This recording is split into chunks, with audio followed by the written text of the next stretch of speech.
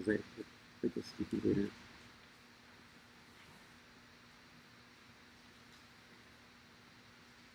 You can get full screen.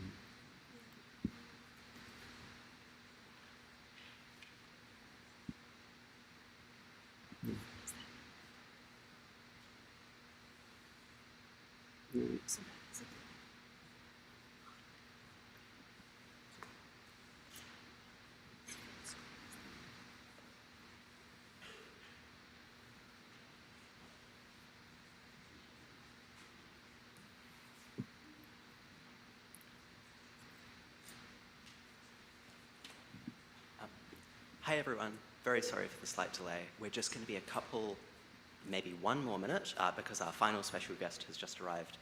So we will welcome them all in and then be able to start the debate. See you all very soon.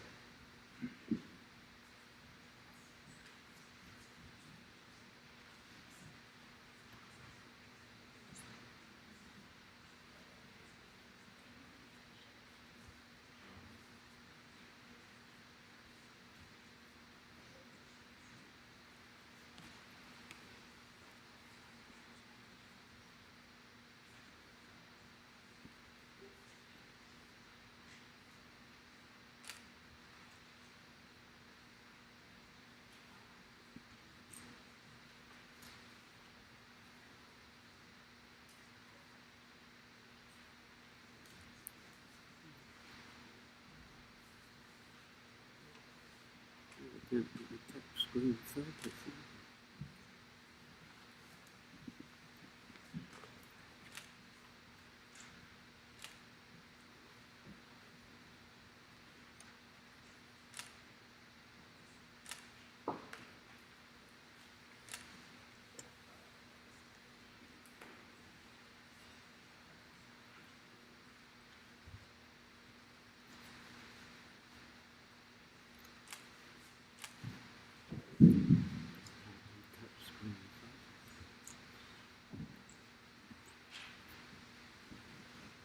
Awesome.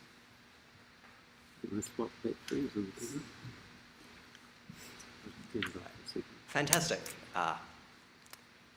Welcome everyone to the Symbai New Zealand Schools Debating Council Grand Final. I think I've seen almost all of you over the weekend, but it is very good to see all of you together in one place, one final time as we come to the end of this tournament.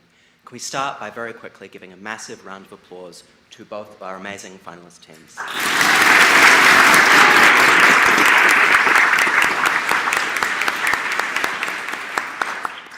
We have, on the affirming side, Otago.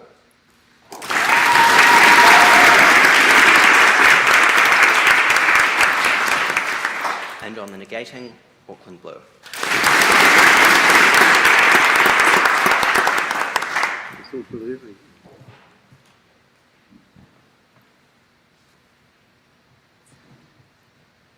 The motion for today's debate is as follows. This House believes that emphasising the importance of institutional scepticism in civics education undermines social trust more than it strengthens democracy. I'm sure we all look forward to a fantastic and excellent debate, but just before we start it, I want to welcome and thank some of the special guests we have with us today. Firstly, I'd like to thank the Honourable Chris Bishop for hosting us at this event. We're very lucky to have his continued support to have us at Parliament for this occasion every year.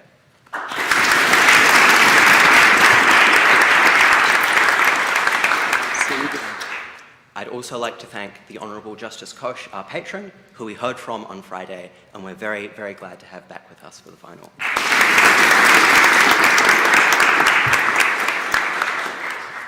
I'd like to thank Jonathan Scragg, who's here on behalf of the Friends of the New Zealand Schools Debating Council Foundation, for all of the work they've done to support us.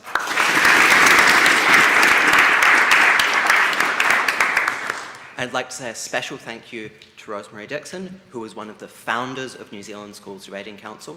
None of us would be here today without all of the work she's done, and we're very, very proud that she is with us once again to see the debating in New Zealand has gone from strength to strength to strength.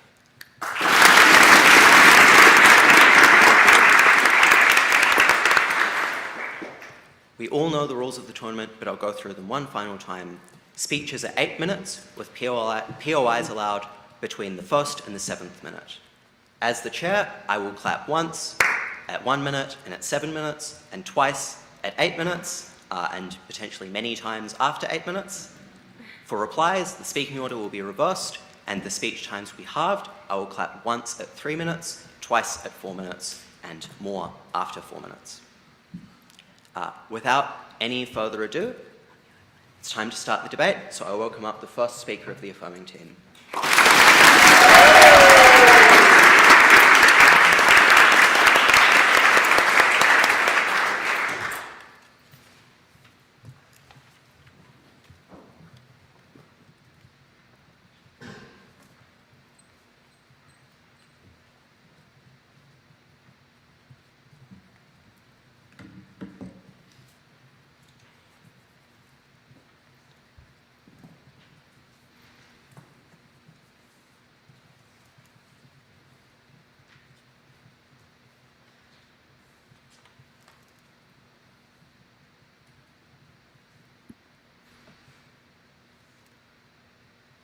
At its absolute worst, institutional scepticism, being emphasised, can lead to actual populism, to the actual crumbling of democracies entirely. Insofar as you believe this happens even once in the entire span of this debate, we win. A few things to do in this speech. Firstly, on framing, then on how it undermines democracy, and then on how it undermines social trust.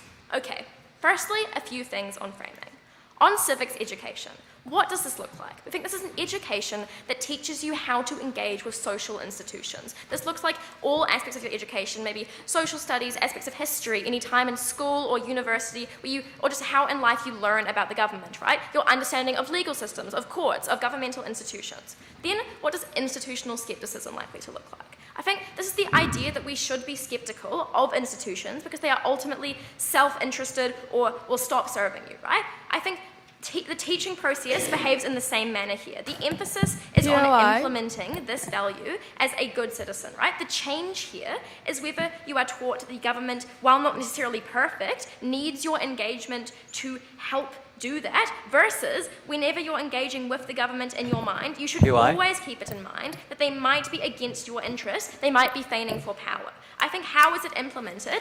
It's implemented when you are taught about historical norms in schools. It is internalized as a norm in education spaces. You learn about it maybe in school, it acts on people subconsciously and is the basis through which you always are going to perceive and view education and government. Then lastly, some notes on democracy. What does strengthen or weaken democracy? I think civic engagement and participation, right? Inherently, democracy is about people within. It is about attempting to get the most representative outcome possible. Decisions are to be led by the people in a nation. They are the ones who hold, say, this is how democracy works. What this means for the debate is that voting is one of the most clear manifestations of a stronger democracy. If we prove to you more participation in these systems without an emphasis on institutional skepticism, we win.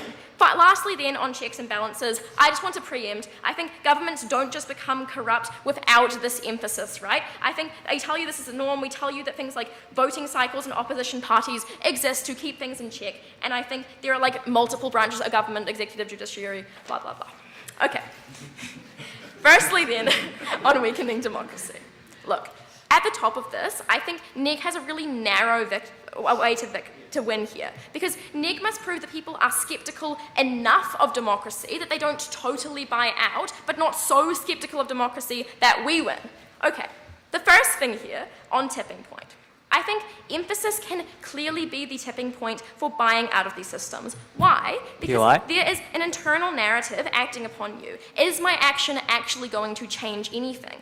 The less you believe these systems care about their people, the less likely you are to believe you have a say. Secondly then, on cost benefit. I think at any point when you engage in these systems, as a human being, you extend effort for the sake of reward. That's how we work. POI? I think in your mind, the reward is less, right? You've had years and years of these examples and mechanisms where the government acts in a way which harms its people, ignores them, stuff like that. That is what the emphasis is placed upon. Therefore, this education acts on you to perceive it in this way. But thirdly then, even if you don't buy any of this, you buy that everyone votes and participates a lot and no one buys out, we still win on this third mechanism of populism. Look, even at our worst, this can be flipped by populist leaders. POI? Populism inherently runs on the idea that people have been shunned, that people don't have power, and that the government needs to and that someone needs to step in and reform. This looks like Trump saying drain the swamp. This looks like Geert Wilders in the Netherlands, right? I think this does two things. I think, firstly, it undermines social trust because the public figures prey on these ideas created by the emphasis. They prey on the concerns instilled by neg. People create cult of personality. They trust the leader, against this evil government bureaucracy. But secondly, it actually weakens democracy because population transforms when they get into power. This amounts as cracking down on checks and balances in power, on ignoring them, on filling the Supreme Court with puppet judges, on using the state of emergency to circumvent democratic approval. In extreme cases, populism becomes authoritarianism. This looks like the Third Reich. If we prove this happens even once, we win. Fourthly then, on career participation in civics. I think when rhetoric is emphasised that these institutions are corrupt and you should constantly be sceptical, this shapes your likelihood for participation within these systems. I think, note here, this is especially true for vulnerable or minority populations. This emphasis is the tipping point that coincides with practical systemic oppression, right? It means you don't want to participate in systems like the courts, like entering politics, because the tangible harms you already feel are inflated by seeing this emphasis all throughout your education. POI? Maybe you think that because Parliament could technically override the judiciary, your legal precedent means nothing to you, right? You should care a lot about this because if these individuals disengage, democracy is no longer representative and it is hereby incredibly weakened because we don't represent all the citizens within it. Okay, at the end of this, the risk of disengagement here is super tangible. The more you buy it happens, the weaker Neg's case becomes. Look, when even at our worst, certain minority groups or age brackets are underrepresented in voting and government jobs, democracy is still weakened. Before I move on, I will take a POI. What is taught in civics education in your comparative? Look, one, I don't think this is necessarily a comparative debate. It's whether it undermines or strengthens. But I think what is taught instead, right? You're still learning about government institutions. You're still hearing about how the government operates. Instead, we're telling you where you place the emphasis. Does the government mainly try to serve its people and you should be a participant in it? Or does the government tend to act really evilly? Does the government tend to should you be really, really, really skeptical of it all of the time? That's where the difference is. I tell you this from framing. Okay, then though, on distrust in the system. Look, I think the fabric of the social contract is undermined when institutional skepticism is emphasised. A couple things here. Firstly, on internalised thought patterns. I think these are ingrained through years of education. They resurface every single time a person engages with an institution. I think three things here. Firstly, negative occasions are much more memorable than positive. Oh, sorry, this does three things. Firstly, when you approach the system, you do it in bad faith. You have low effort and low expectations. Secondly, you're likely to turn minor issues or inconveniences into proof of this narrative in your own head. But thirdly, you're much more likely to come away with an unpleasant experience, and therefore you're very unlikely to engage with the system again. This looks like having a bad interaction with the police if they took a long time to come, you get mad, you never call for help again.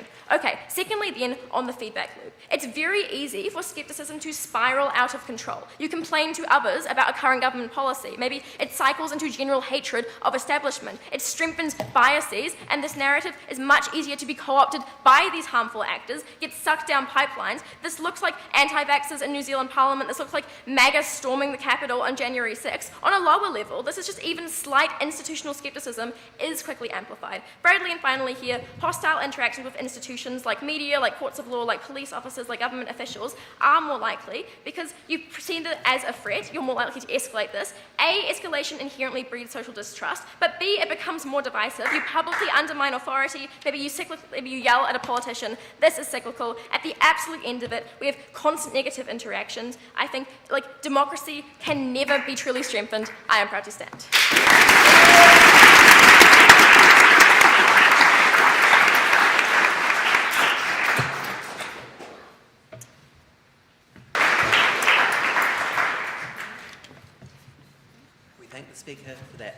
speech. The next member of the panel I'll introduce is Zandi Cook.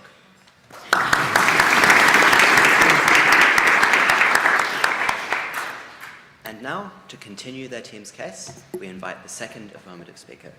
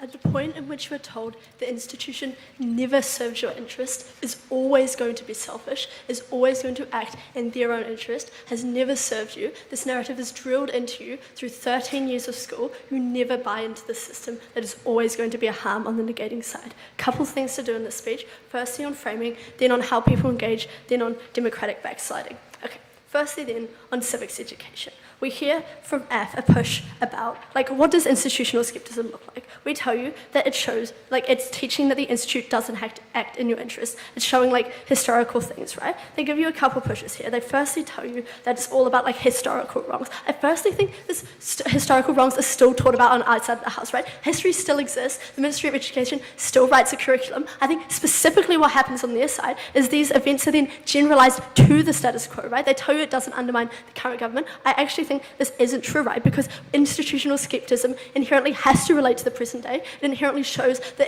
the institution is still not working in your best interest. I think on our side of the house, you learn about these events, you learn about the harms, but you don't you don't connect them to the institute always and forever being that, right? I think they tell you about it doesn't undermine current government. I think we have the examples of learning about the treaty, about the Dawn raids. I think that still exists, right? I think we tell you, they tell you about how deeply people engage with the narrative. We tell you, Emily, about the feedback loop, right? You engage with this narrative, you talk to it about with other people, it deepens your understanding. We tell you about confirmation bias, that when you have a bad interaction with the system, it reinforces this. You do buy into the narrative quite deeply. What is the counterfactual then? When the narrative isn't emphasised, you still learn about how the government works, you still learn about the mistakes it's made. What you then think is the institution is inherently good, it just needs your engagement, it needs your engagement because it's inherently good, it just goes wrong sometimes. On their side, they learn the institution is inherently always harmful and selfish, and that there is very little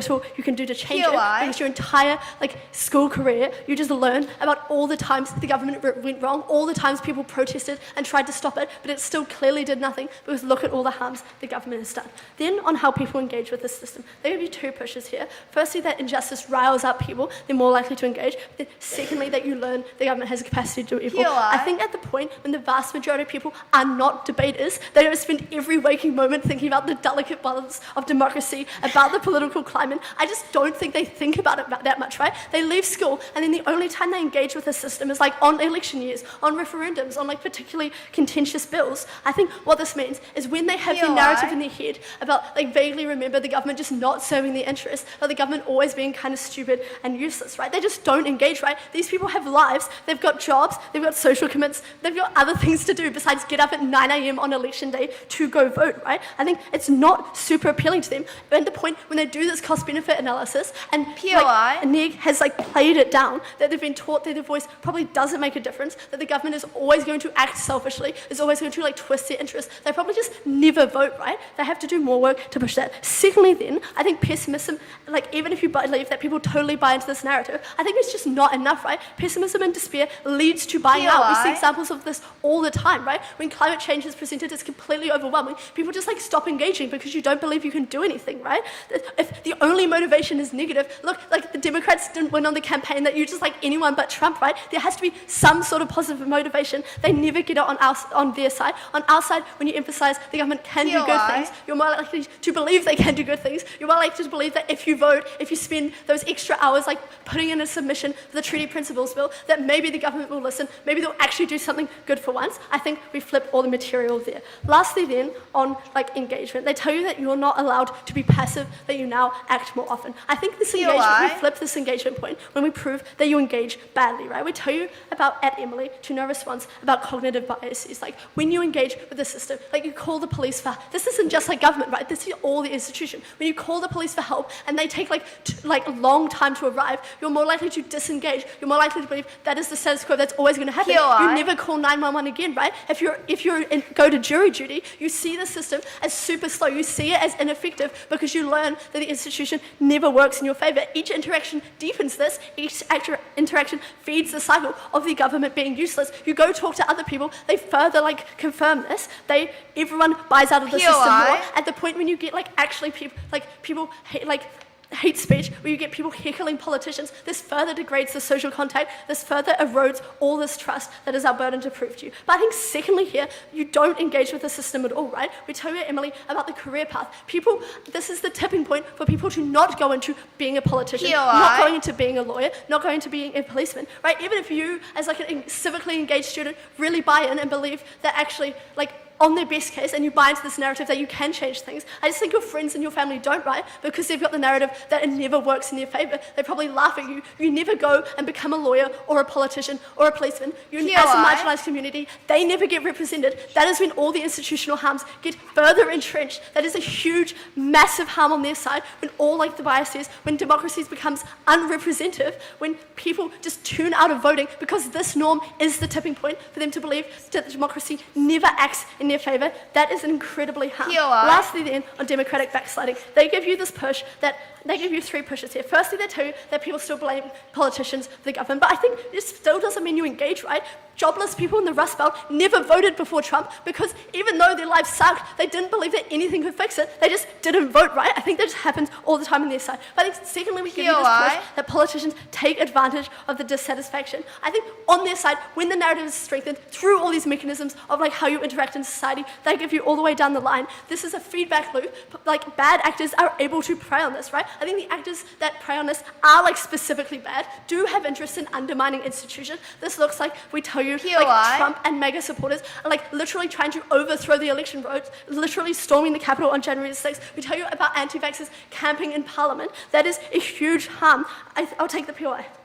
I don't think you've been very charitable with our case, because why would the Ministry of Education tell kids just the government does not represent them? Why would they tell little kids that their voice doesn't make a difference? I don't think institutional scepticism works without you thinking that the institution might not work in your interest, right? I think when you get told that for 30 years, when that bias gets amplified by the conversations you have with people, the interactions you have with the system, you do believe that democracy and the systems don't work for you. I literally just explained this. I think at the end of this, we tell you about bad actors abusing this system. They strengthen the narrative and then people prey on it, and that is where the real democratic backsliding happens. We tell you that populism is uniquely dangerous, right? Because of their ability to get into power and erode these systems, right? We tell you about them breaking up voter blocks. We tell you that they focus on the problem, not the solution. This does look like Trump getting into power and then abusing it, right? And then systematically corroding the government. We tell you about Duterte doing a war on drugs, killing thousands of people because no one stood up to his power. I think at the point when people elect these politicians in because they promise that they're against the institution, because they promise they're on the same side of the ordinary people, because they feed into this institutional skepticism, that is the biggest harm to democracy that either side can prove in this debate. I think at the end of this, if you buy that democracy can never be strengthened, that people buy out from voting, that this norm is the tipping point that makes marginalised communities not show up to vote, that buy that the government will never act in their interest, they always get a non-representative democracy, at their worst, they elect a populace and it crumbles, I think that is a huge harm. I'm so proud to stand.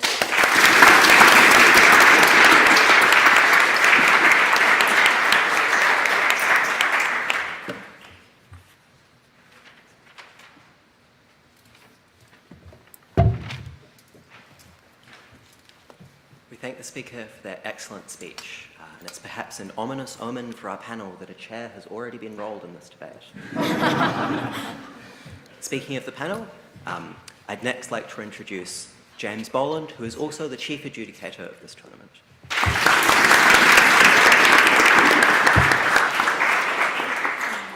And now we welcome up the second speaker of the negation team.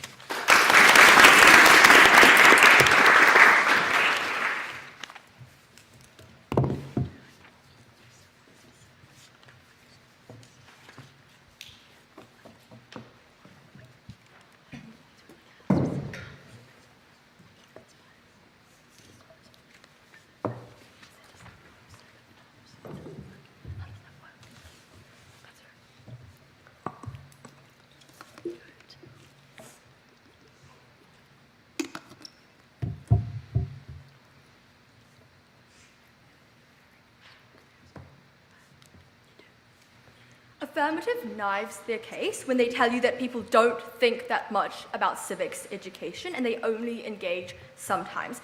This should illustrate to you exactly why people are still going to engage with society, why they are still going to vote, and why we are still able to strengthen democracy on our side of the house. Firstly then, in my speech, some framing. Who are the people that actually engage with the civics education?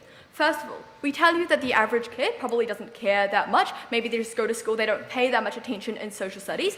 These are the people who this education impacts less. But secondly then, the people who do listen and who are influenced by this education are those who are critical thinkers, who are civically minded. These are the people who tend to think a lot about the world that they are in. This is why they are interested in social studies. This is why they pay attention in civics education. They care about society. They want to know how it operates. They want to know how they are able to play a part in this. What this explains to you then is that the premise of affirmative's argument falls short in this debate because the individuals who are actually affected by this education are those who are able to think critically. So it is very extreme for them to try claim these impacts of people, how people are going to start cussing out politicians. We are in Parliament. I haven't seen anyone swear at a politician yet. I hope it stays this way, right? But secondly then, on a piece of framing, what does education actually look like? Bella gives you the very important framing in her speech about how the government is going to have oversight over these national curriculums. Because it is civics education and it is mostly done in school,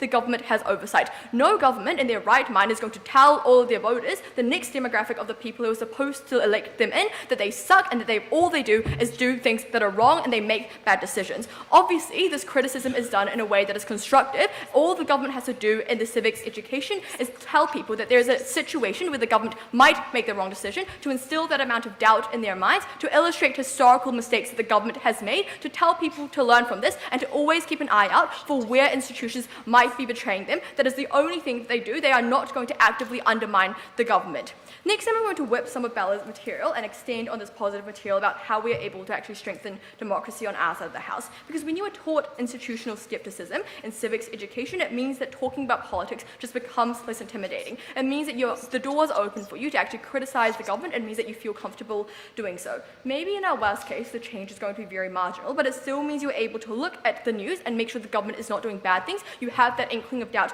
in your mind. But when the government is going to do bad things, you're able to talk about it. You take it more seriously because you have been educated to know the harms of this. You understand what is going to happen. You think about this a lot and you actually care. This is the tipping point for also why people choose to vote, because now they are able to do this with less denial. They aren't scared. They know that what they say is important. They know that the inkling of doubt they have is legitimate. Before I move on to talk about social trust, I'll take a point.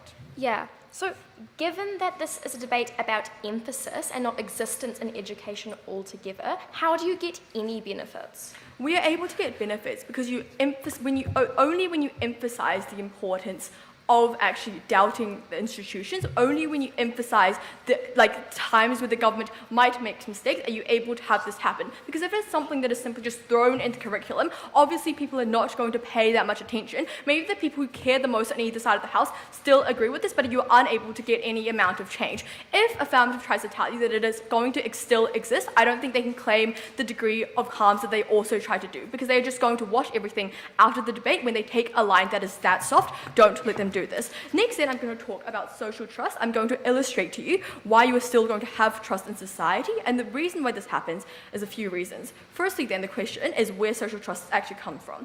I think it comes from taking part in society and seeing how you fit in and how this affects your life. This looks like being able to receive the benefits of free healthcare from the state. It looks like being able to use public transport. It looks like receiving superannuation when you retire. But B, social trust comes from structures and groups that you are in. For example, you can choose to participate in interest groups where you feel an ability to advocate for your beliefs. You can join a social movement if you care about feminism. You can feel like you have a say when you go to the voting booth to have your ballot, right? But C, I think on a very baseline level, you gain trust in society by talking to the people around you, by joining a youth board or a community group where you feel like you have a say. What I've just explained to you is how social trust is able to exist on a baseline level, and what this does for the debate is it explains to you why, external to civics education, people are still going to have trust in society. Affirmative cannot win this debate by telling you that now everyone is going to become an anarchist, everyone is going to hate the state, because there are structures that exist outside of civics education that mean people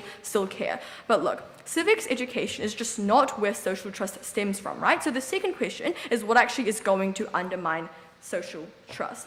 Firstly then, it looks like seeing a government do vastly different things than what they promise. It looks like promises to implement new laws being the reason why an individual actually goes out to vote in the first place, but then they say these laws were never actualized. That is a kind of situation where social trust is lost. That is what our case is able to deal with, because you actually tell students in school, you tell them through civics education that this is something they're able to deal with, something they're able to change. The second situation where social trust is undermined is when people feel disenfranchised. Note here I'm going to bring you a split on marginalised communities and how we are able to benefit them on our side of the house.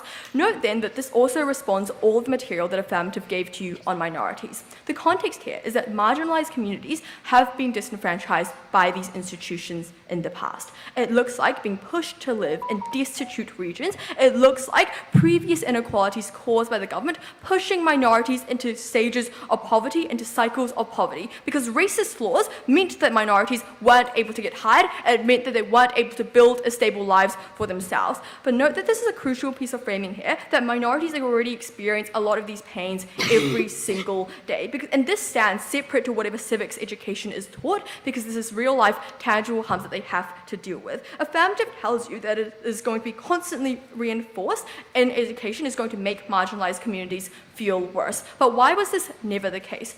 First of all, as I flagged earlier, they are already reminded every single day when they wake up that they have been harmed by the state. This looks like waking up in the morning and having to walk themselves to school with not enough clothes on their back because their family is poor, because their parents have already left at 4 a.m. to go work in a factory. This is the kind of situation minorities already live in. They face the harms every single day. The difference isn't whether or not civics education tells them this, they feel this anyways. Secondly then, when the school disregards, or when civics education disregards these lived experiences of pain and sufferings, marginalized communities don't just forget. Affirmative tells you that on the comparative, people are going to focus on how the government is going to serve individuals. But look, this just makes everything a whole lot worse, because now you see praise for the people who literally ruined your lives and generations before you, and that is when you actually stop voting, that is when you actually stop engaging with these institutions. Because not only did they cause you a life of suffering, but now they are actively lying about it, and they are ignoring the actions and the repercussions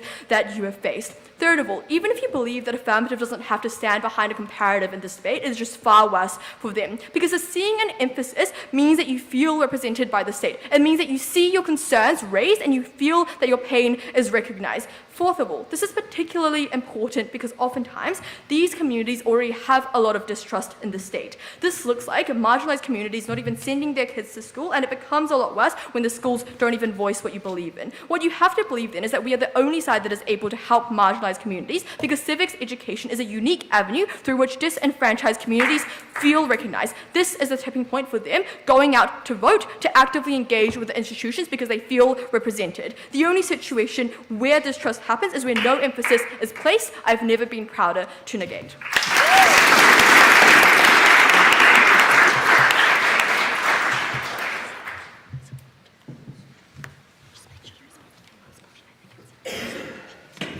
We thank the speaker for their speech, and the New Zealand Schools Debating Council also really hopes that we will not see anyone cussing out an MP at this event. The next panel member to introduce is Abby Boma.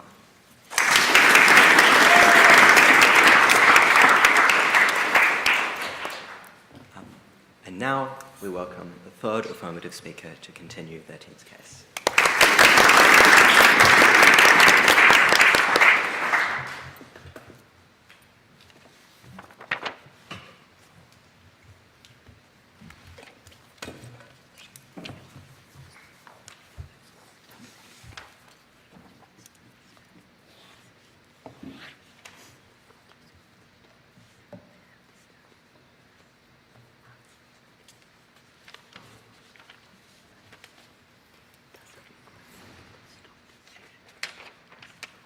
Look, I don't think in any world negativity purely by itself is enough to motivate people to get up and vote, right? I don't believe you thinking in the morning that the apocalypse is going to happen if I don't hit this booth is what gets you in there. I think what gets you in there is the belief that your government does have your interests in mind, that you're not skeptical of them, and that you know that your actions have consequences and you can make a change in the world. That's why I'm very proud to affirm here. Okay.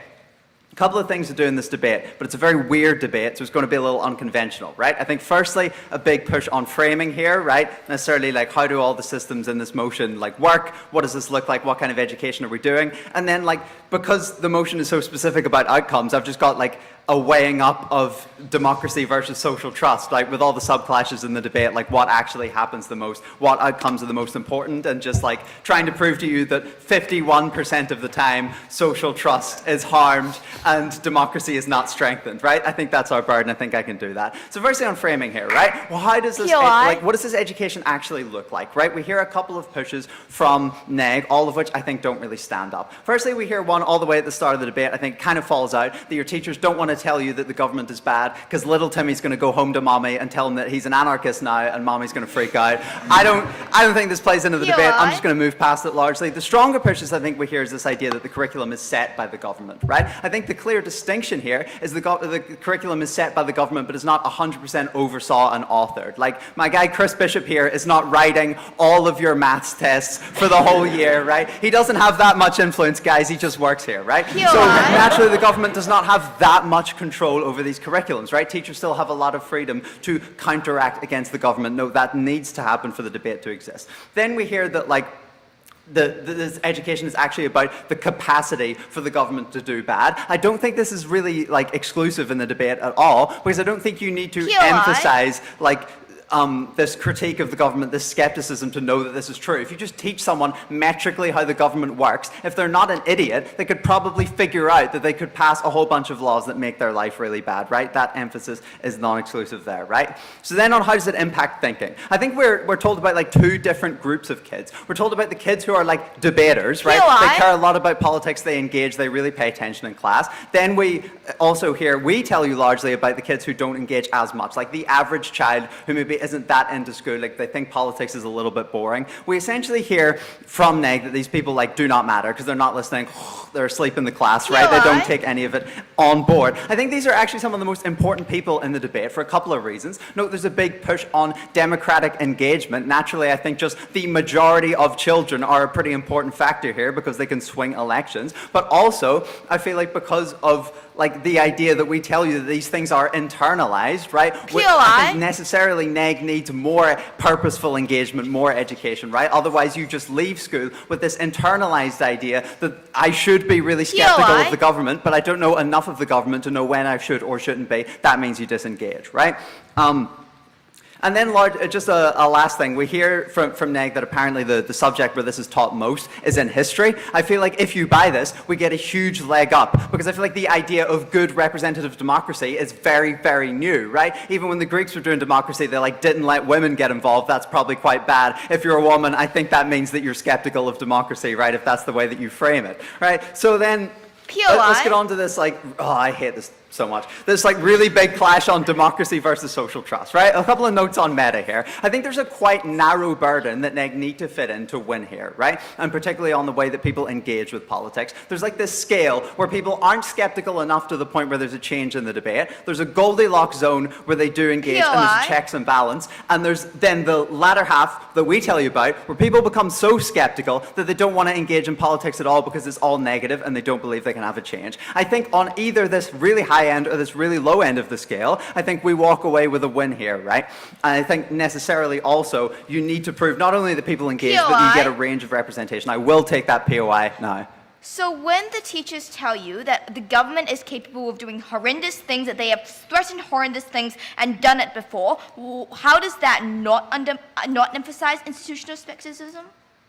Well, I feel like it does, but the institutional skepticism that it inspires in you means that you really trust, you lose your trust in the social institutions because you're man, I'm going to go and vote and the government could do all these things to me. They could just kill me if they wanted to, right? I feel like our case is not that there's no skepticism, there is too much skepticism, right? And you actually don't get any benefits to democracy. So firstly on engagement here, right? What we hear, we tell you all about participation, right? That people want to believe that their actions can have consequences, particularly marginalized people here. The responses that we hear boil down a lot to that you understand that there's threats and that's an impetus to engage, right? And we hear that people get trust from healthcare, from the bare necessities. They're willing to engage because they trust society, they get their things paid for, right? A couple of responses to this firstly, right? I feel like they don't just get trust implicitly from the fact that doctors exist. I feel like when the government is able to cut your healthcare fund, right? When it's able to make these things more expensive, when it's able to drive up your school fees, when it's able to cut the arts funding from your schools, right? Because they don't think that the arts matter,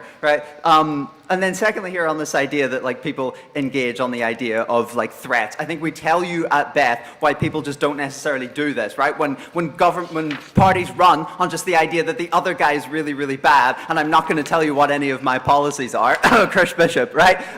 No, Chris Hipkins, sorry, wrong Chris. Or loss. Anyway, so, right?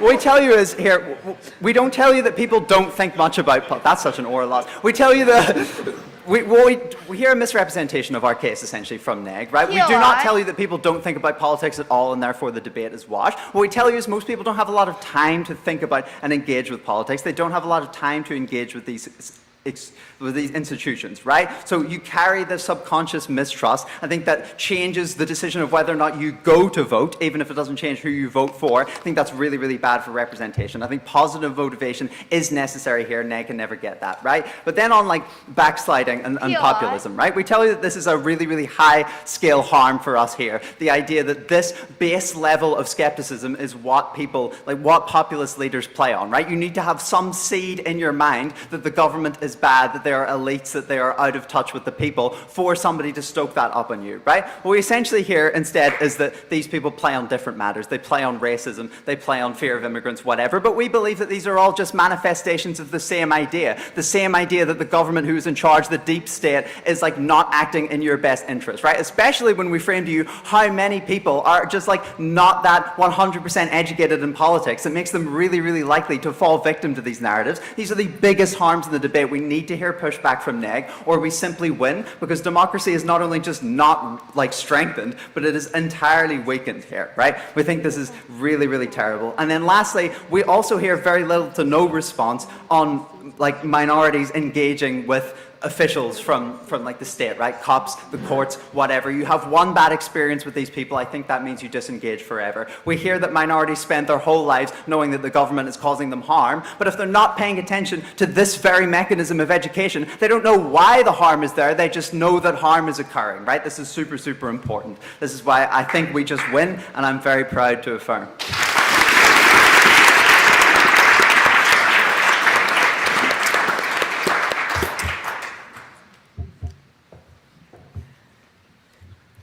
We thank the speaker for their excellent speech. And now I'll introduce the final member of the panel, Will Miller, who is also on the adjudication core of this tournament.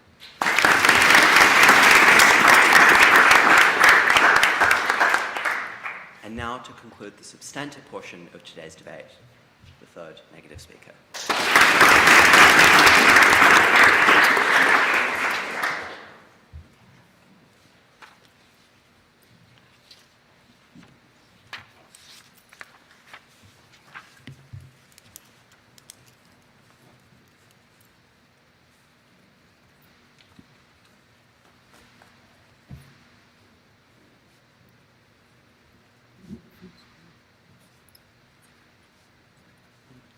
I want you to think about little Timmy when he was 7. I'm not sure what type of education they think they're getting, but I don't think you're being emphasized about the importance of institutional skepticism from a very young age. That is what I'm going to do in this debate, because there's a very high burden in terms of what emphasizing means, and it's only for a particular group of people where we think this applies, because most people do not have the educational expertise or quality to be able to teach someone about emphasizing what institutional expertise means. This debate has gotten quite messy, so I'm here to clear some things up. Firstly, what is social trust? What is strengthening democracy? Secondly, what does this education look like? And thirdly, some independent responses to all their claims about populism and minorities. Firstly, what does this stuff actually look like? What is social trust? We say that social trust is you being deluded by society and institutions themselves because you think the government is so bad that you have absolutely failed. But on our side of the house, the important thing to note here is we think that strengthening democracy means that you can still vote on our side of the house and be angry at a government's decisions. That doesn't mean that you have social distrust, it just means that you do not like what the government is doing right now. That is why you would go into vote, that is why you would go into engaging within these political systems. So, at the very charitable case, it probably means that social distrust, that means you actively have a reason to not vote for the government, or in the biggest and most extreme examples, it means you're leaving to the mountains and never trusting society again. But the reason why we win this debate is because we want to show to you that most people don't vote, not because they have a distrust within the political system, but because there are other reasons as to why they don't vote. There are other reasons as to time and other reasons as to why it means that they were never impacted by having an emphasized policy on institutional skepticism. That was never the reason why they didn't vote. There were other reasons why. Okay, secondly then, what is democratic strengthening? We'd say two things. I think both sides agree that having more votes probably means that you strengthen democracy, and probably that if you're smarter, it means you're going to get more institutional turnout, you get more people understanding about the policies within New Zealand or policies around the world. Okay, with that cleared up then, what does this education look like? The biggest thing I pointed to you in my introduction was that it's about emphasizing, right? Because the reason, what I'm going to do here is I'm going to frame out to you as to why most people, especially the minorities that they care about, never ever get this emphasized institutional skepticism anyways. Why was this the case? The first thing we tell you is that obviously on their side of the house, not every person from a young age, when you are in history class, when you are in year 10, there's never been a need for your teacher or anyone else to emphasize institutional skepticism. We think most people broadly on both sides of the house learn about the Dawn raids, learn about things, but they never had that excessive burden into emphasizing institutional skepticism. This is extremely important because the motion is purely about emphasizing institutional skepticism. It's never about the educational system as a whole. So you have to buy that this policy necessarily creates harms or benefits. Okay. What do we tell you?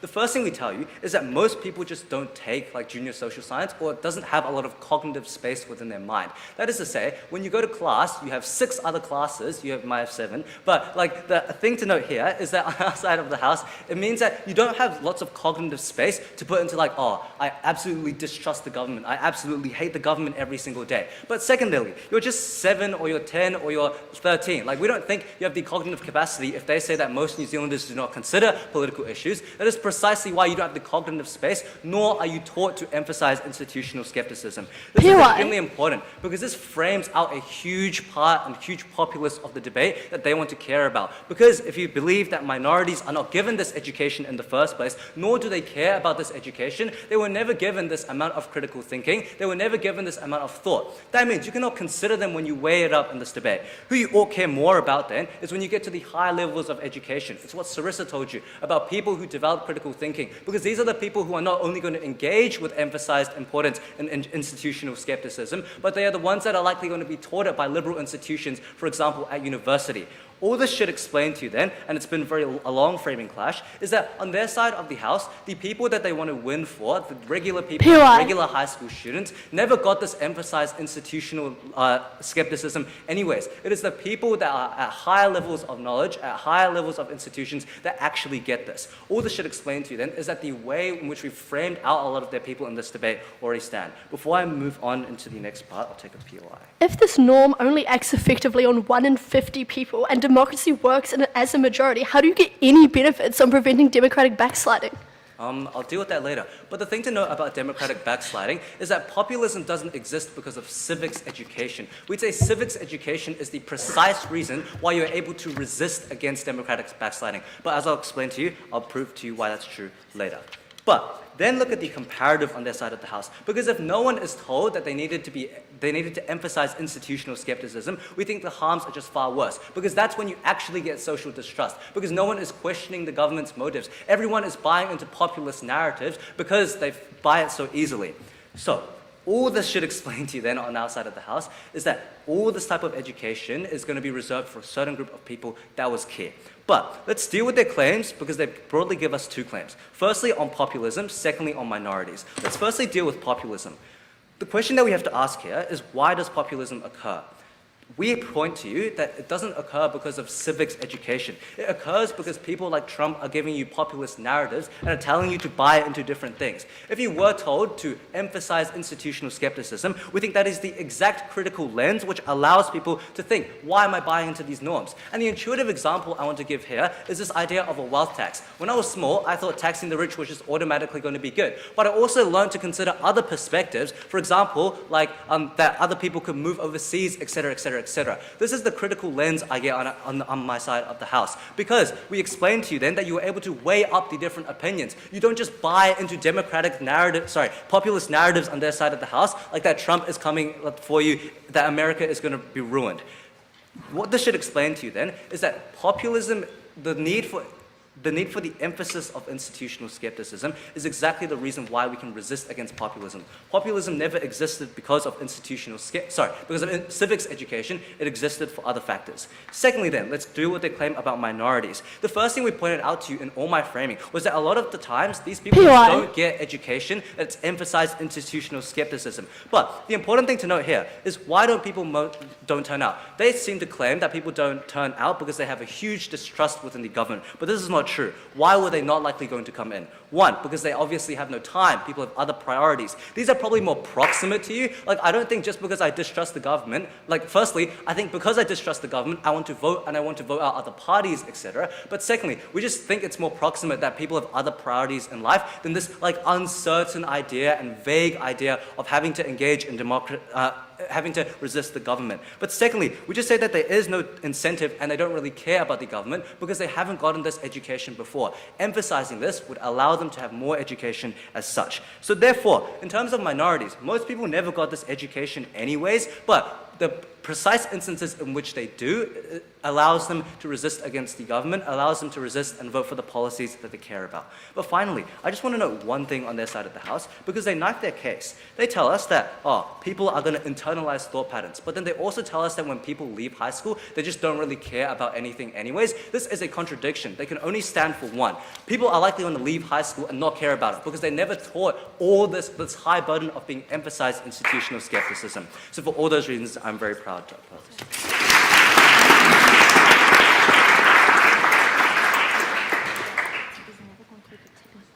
We thank the speaker for their excellent speech.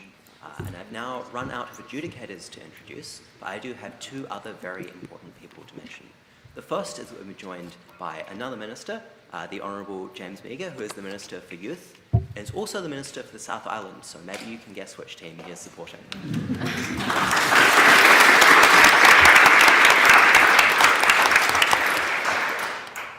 Now, as is customary, we reverse the speaking order and halve the speaking times, and so I invite the negative team leader to give their team's reply.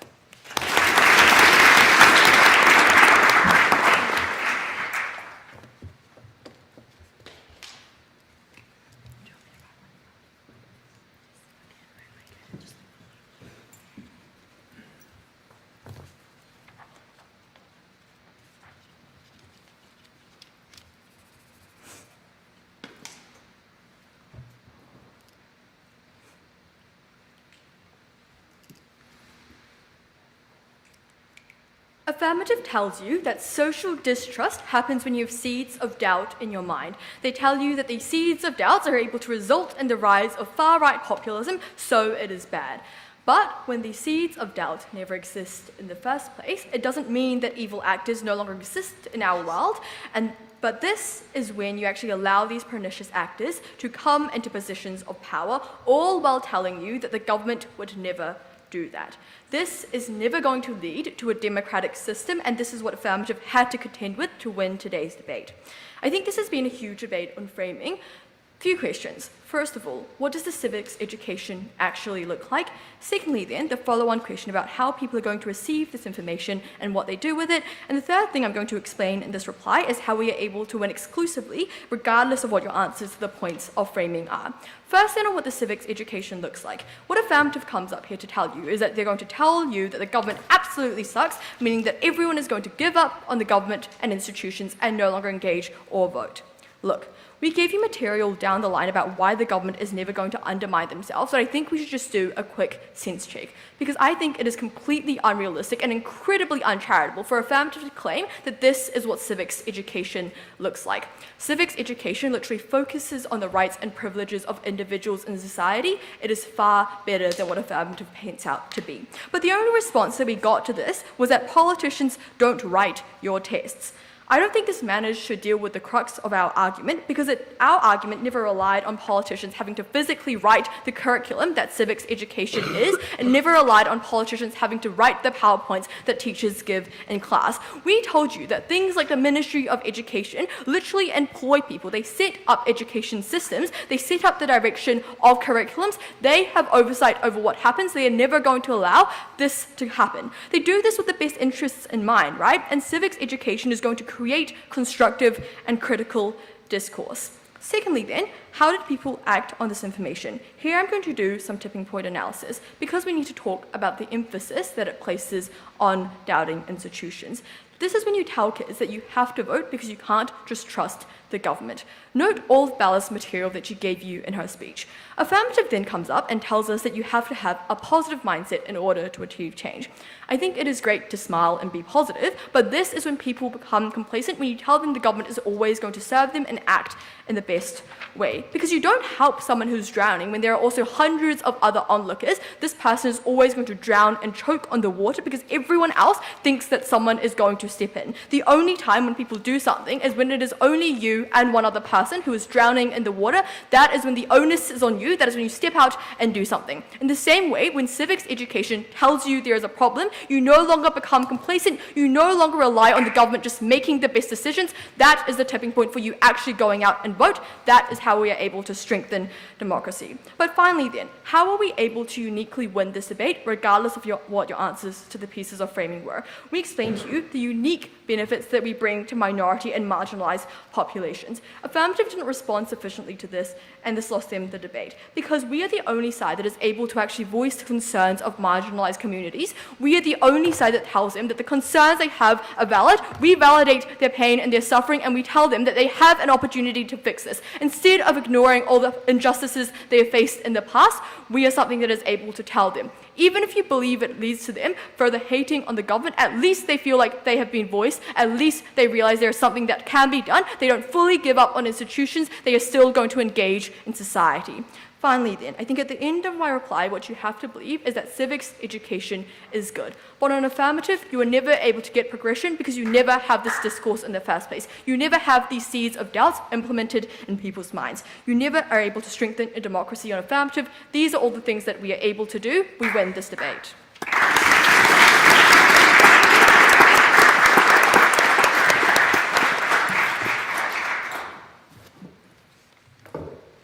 Thank the speaker for their excellent reply. And the last person I'd like to introduce, certainly not the least, is one more special guest we have with us here today, Connor McFadden from Symbai. You're going to hear more from him in a little bit, but I just want to say, Connor is not just here as a sponsor, but is also someone who has been a part of our community as a speaker, as a debating teacher, and we're very, very glad to have him here.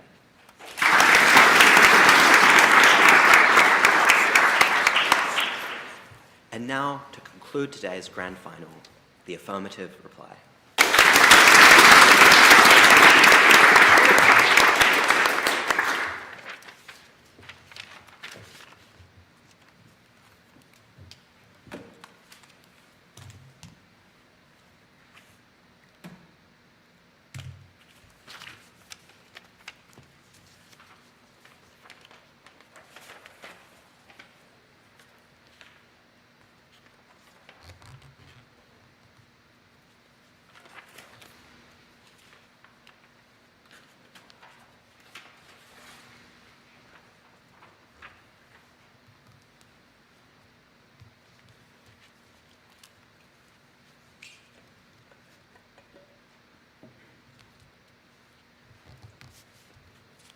Let's look at Negative's favourite example of Trump.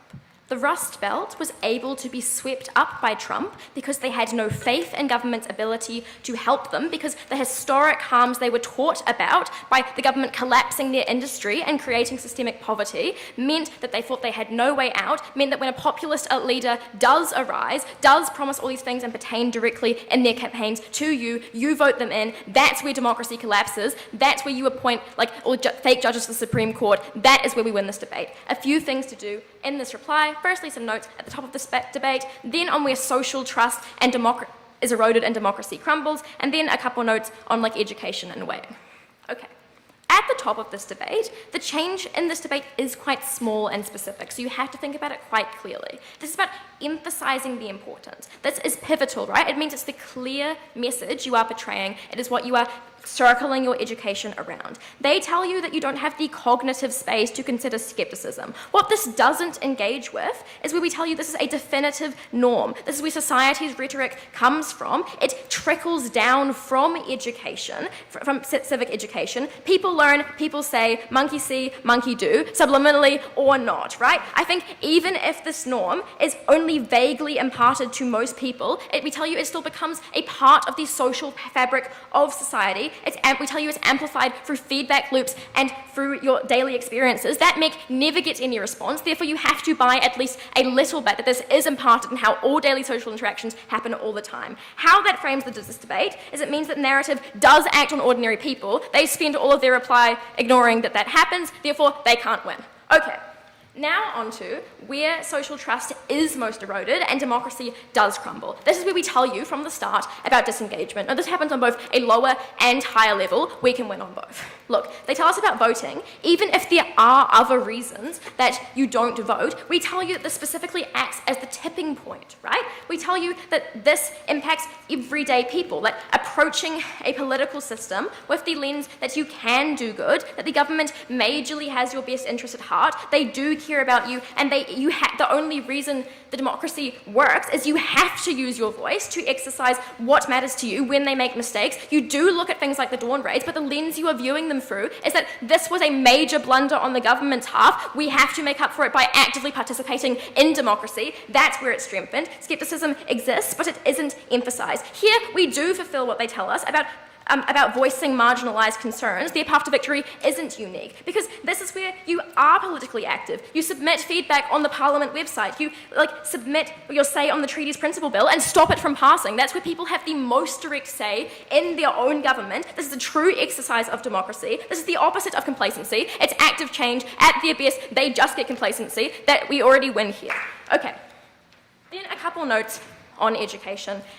How do people engage? Nick tries to tell you that nobody engages, but also all of their benefits on our harms stem from engagement, so I don't quite understand how this comes into debate. I think you wash it out. I think civics ed still exists. I think governmental oversight looks like writing a history paper about cause and effect, not controlling that you cannot write about the Dawn Raids under any circumstance. I don't think that's how it works. At the absolute end of this debate, right, I think at their best, democracy isn't strengthened, trust is undermined by thousands of people at the end of this debate, right? They don't take it at their best. We prove that just voting is considered a bit less valuable for it to be worth someone's time and return to vote, right? This burden is fulfilled. I think they never respond to our stuff on minority populations. They never engage with the system. They never go into these careers. They never become a lawyer or a policeman. That never gets a response. That in itself is a harm. We tell you about institutional skepticism operates on low levels too. Maybe you don't trust mainstream media. Maybe you listen to extreme alt-right podcasts. Maybe you don't trust the police will actually respond in time. Maybe you just don't engage with the systems like your local courts. I think that is always going to be an imperative harm to democracy. I am proud to stand.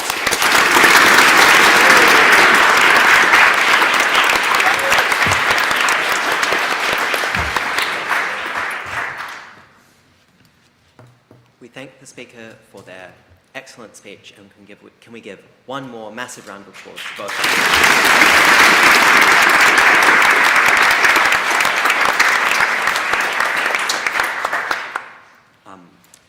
We are now at the end of the debate, so the adjudication panel will exit the room to go and make their decision.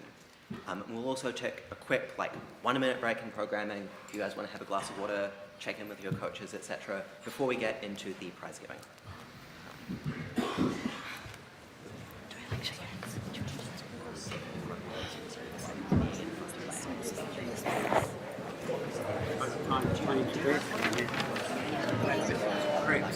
Yes. Yes.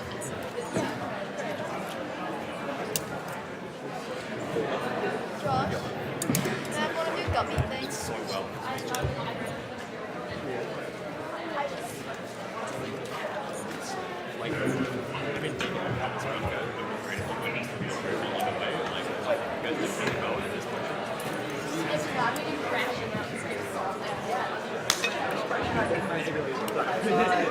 You guys did so.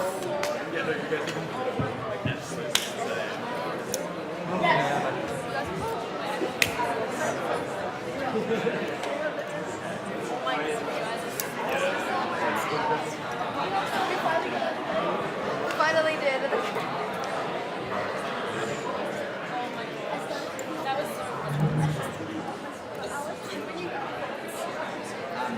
Ellie, if we can start sitting down and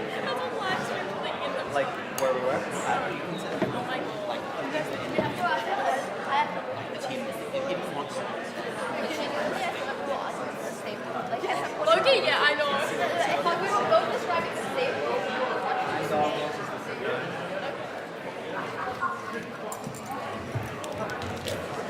We just grab some rest. What do you want us to do? I feel like I want to say there. Yeah, we'll sit with them.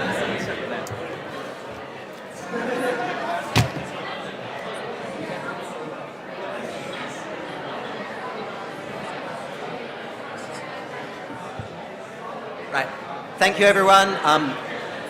We're going to go into speeches now, so please settle down, sit down, get ready to go. Awesome. Thank you very much, everyone.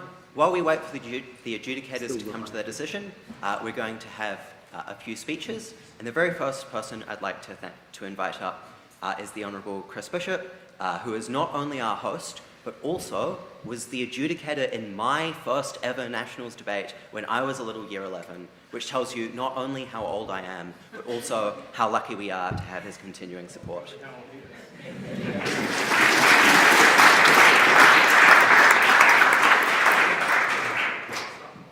I think it also indicates how old I am, Peter, so where I thought you were going with that remark. Tēnā koutou katoa, everyone. It's wonderful to have you here at Parliament. Can I firstly acknowledge our patron, His Honour Justice Sir Stephen Koch. Wonderful to have you here, sir. Thank you very much for your presence. Can I also acknowledge the Honourable James Meagher, my ministerial colleague, who is the Minister for Youth, who I did not know was coming, but it's great to see you here, my friend. Also acknowledge Peter, the President, Jonathan Scragg, who's the President of the Schools Debating Foundation, and Rosemary Dixon, MNZM, who's recently been acknowledged alongside Dr Andrew Stockley as recognised in the King's Birthday, of the New Year's? King's Birthday? New Year's Honours, yes. The New Year's Honours for services to schools debating. Mainly can I acknowledge all of the competitors in this year's tournament, and congratulations on making it to the Nationals finals for this year, and it has been, as always, an excellent and spirited debate. The two final teams from Otago, Otago. Back in my day, Otago, Southland was smudged together into one region, and now they've been separated, so Otago, congratulations, and also Auckland as well. I particularly want to acknowledge all of the participants, because it is just worth reflecting on the journey that you have taken to get to this point. You are the best schools debaters in the country, and even making it to Wellington for the weekend just gone is a considerable achievement, and should be very proud of yourselves. You should also, I think ahead to what debating will have given you in your time at school, whether you're a Year 11, like Peter, who started in the Nationals Grand Final in Year 11, or Year 12 and 13. Debating teaches you about engagement. It teaches you about a robust intellectual exchange of ideas. It teaches you about how to think. It teaches you about how to argue in a structured, logical and coherent way. It teaches you about the values of free speech in a free society. And all of those things are even more important, I would argue, than ever before. And so debating teaches you many things that will go on to be very useful to you, whether at university or later in life, no matter what you choose to go on and do.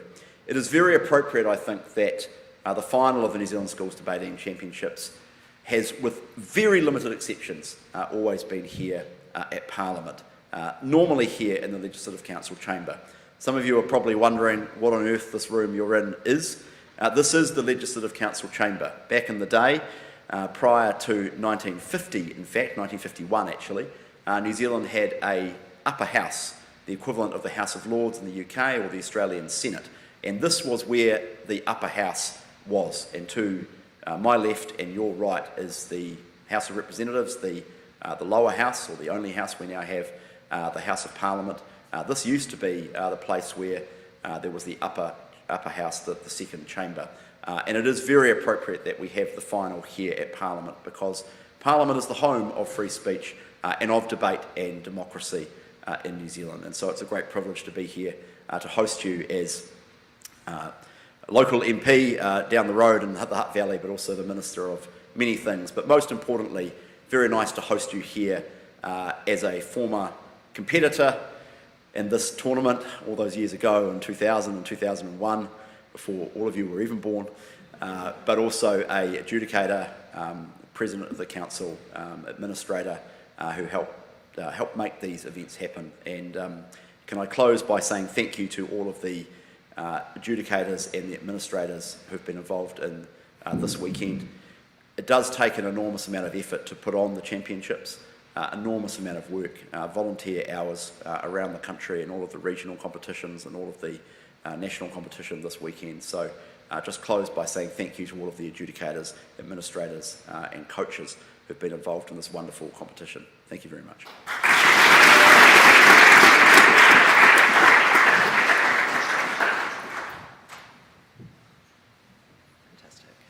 We thank the Speaker for his excellent speech and also for all of his contributions to New Zealand schools debating. And next, I'd invite our patron, the Honourable Sir Justice Stephen Koch, to speak as well.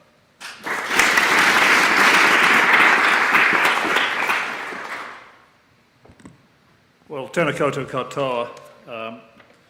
It's great to be here with you as your patron. I am a Supreme Court judge. I'm not a fake Supreme Court judge. If I roll my sleeves up for you, you will see that I'm not a puppet Supreme Court judge either. I am actually at the moment supposed to be at a meeting at the Supreme Court, and I told my colleagues I couldn't go to it because I was speaking at the New Zealand Secondary Schools Debating Council Grand Final. The reaction to that was that my colleagues thought it was about time I stopped competing. As I made clear to you on Friday, I've never competed in this competition as a competitor. I do remember winning the Stoneham Cup in this room. That was the prize for runners-up in the Wellington Premier League Debating Championship, and it was a prize that no one ever wanted to win. Chris has mentioned, Minister Bishop has mentioned the history of this room. It's wonderful that through the good auspices of the Minister, we have got access to such a fantastic room in which to have this competition. Despite what all of you heard in the course of this very spirited and fascinating debate, democracy has not yet become so dire that we can actually upgrade ourselves to the room next door. I want to say congratulations to the people that participated in all the debates this weekend. I really enjoyed the debate that we've just heard, and I enjoyed the ones I went to in the weekend. It was great to be here and to watch it. After this competition, you'll have a well-earned break, and you deserve it. But I have a challenge for you, and it's this. What are you going to do next to ensure that your voices are heard? And having put that challenge forward, I've got 4 small suggestions for you. The first is that you're about to embark on a course of higher education, I'm sure, and you'll love university debating with things like Easter Tournament, Joint Scroll and the World's ahead of you. Can I suggest that you think very seriously about studying something in your university careers which isn't the thing you think you're going to do for the rest of your life? Spread your wings. By all means, aim at the prize, but widen your horizons. You will strengthen your mind by enriching your general knowledge, and a stronger mind will mean you have a stronger voice. The second thing is your career. There are a lot of careers that have a natural affinity with public speaking. It's absolutely no coincidence, as the Minister noted, that this competition began at the Supreme Court and ended up at Parliament, and in between you went to the university. So those are 3 great institutions that this competition embraces, starting in the courts, going then up to the university, and then finally ending up in Parliament. Law and politics are 2 careers where public speaking offers a wonderful springboard, but there are others: teaching, the media, communications. The list is absolutely endless. So I think you need to think, if I may say so, about a career in which you can use your voices for good. The third thing is engagement. Now, you've heard today that too much scepticism is a bad thing, too much lack of social trust is a bad thing, too much political disengagement is a bad thing. I couldn't agree more. Having strong minds and strong voices give you a rare advantage. So can I suggest that you don't stand on the sidelines and that you get engaged and use your mind and your voice to improve public policy? Here's an interesting thing for a judge to suggest. Could I suggest you think about joining a political party? I mean, this was something, when we go back to the 1950s, 1/4 of New Zealanders belonged to political parties. It's now 1%. That is an extraordinary disengagement, because it's in the political parties that you can do an enormous amount of good. Why would you just want to leave it to a small rump of people? Why would you not want to be engaged yourself and frame that public policy right at the coalface? So do think about that. Think about being engaged, because it's more than just voting. It's also the framing of policy, and that means you've got to do something way before you ever get anywhere near a ballot box. But that brings me to my 4th point. What do you think it is? Vote! Vote! It may seem like a quiet use of your voice, but voting is a megaphone. It makes your voice heard, and not voting is just as good as switching your brain off for 3 years. It certainly means you can't bitch about what the government's doing at the time. In New Zealand, 77% of the population turn out for the general elections, and we've been talking about that today. That's not the only form of democracy. What about local democracy? Do you know how many people turn out to vote at local elections? 39%. That's just shameful. So please, I know some of you haven't yet got the right to vote, and I want to apologise in case any of you are counting up. The fact that I was the dissenter in the Make It 16 decision. But I did say that I didn't think there was anything wrong in terms of the Electoral Act with people aged 16 voting at local elections. That was permissible. So, go and do it. And I'm sorry you'll have to wait till you're 18 if some of you aren't 18 until that happens. So I'm not making a case here of legislative reform. I'm making a case for engagement, for participation, and for the wise and active use of your voices, which you have tuned to fever pitch this weekend. Thank you all for being part of this fantastic event. It's been wonderful to be a very small part of it today. Thank you.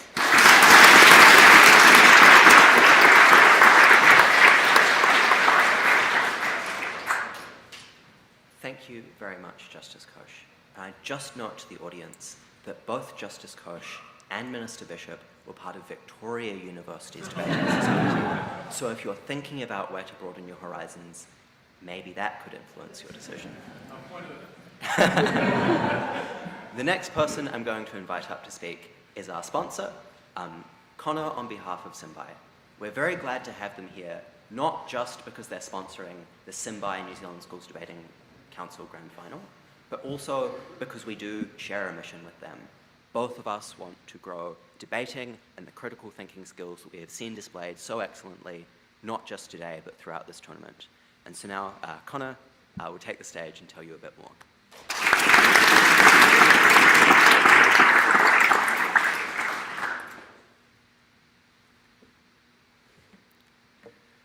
Firstly, thank you to New Zealand Schools Debating Council, the adjudicators, patrons, coaches, and of course, debaters.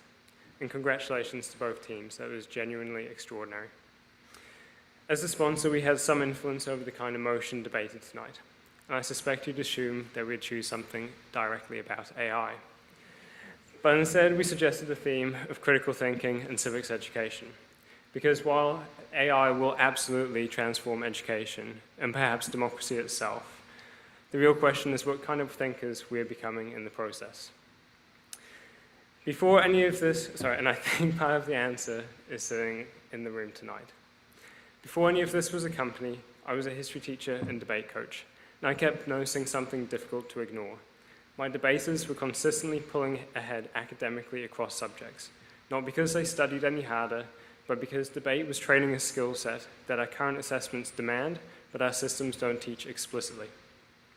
Students are consistently asked to evaluate claims in exams, and yet there isn't a framework that teachers use to teach evaluation.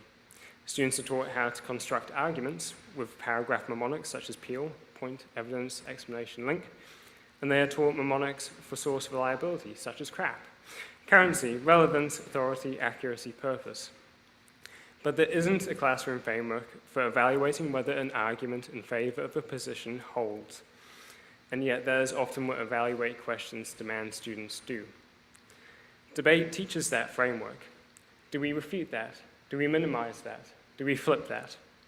These are the kinds of repeatable reasoning moves that debate teaches explicitly, and the results of that pedagogy are incredible. So I increasingly became interested in what would happen if we treated those same reasoning structures less like extracurricular debate knowledge and more like mainstream classroom infrastructure. Not by trying to turn every classroom into a formal debate round, because the 3v3 spoken format doesn't translate well to a class of 30. There's uneven participation, and schools naturally prefer lessons that leave durable learning artifacts, rather than, trust me, we had a great discussion. So instead, I started thinking about how we could preserve the core intellectual mechanics of debate, such as motions, rebuttal, and weighing, while adapting them to something that classrooms could consistently use. That was what first led me towards collaborative argument mapping. I started experimenting with customized Draw.io canvases in my own classes as a way to give my students access to Symbai's first innovation, our rebuttal toolkit. That eventually evolved into Symbai's Rebuttal Toolkit and our argument-specific collaboration canvas. Today, both are completely free as part of our mission to give critical thinking the same importance and institutional support as literacy and numeracy in education systems worldwide. It's a large mission, but thankfully we're not starting from nothing, far from it. Competitions like this show what education can look like at its best. Across this tournament, we've seen students demonstrate intellectual rigor, adaptability, and a willingness to engage with difficult ideas. But what debating builds goes beyond academic skill. At a time when many worry AI will encourage students to shortcut thinking, debating reminds us that thinking for yourself can actually be exciting, rewarding, and deeply social. And if every New Zealand student left with even a meaningful portion of the habits of mind demonstrated throughout this competition, I think our democracy and our place in an AI-driven world would be incredibly strong. Because fundamentally, none of the students in this competition were born being able to rebut claims.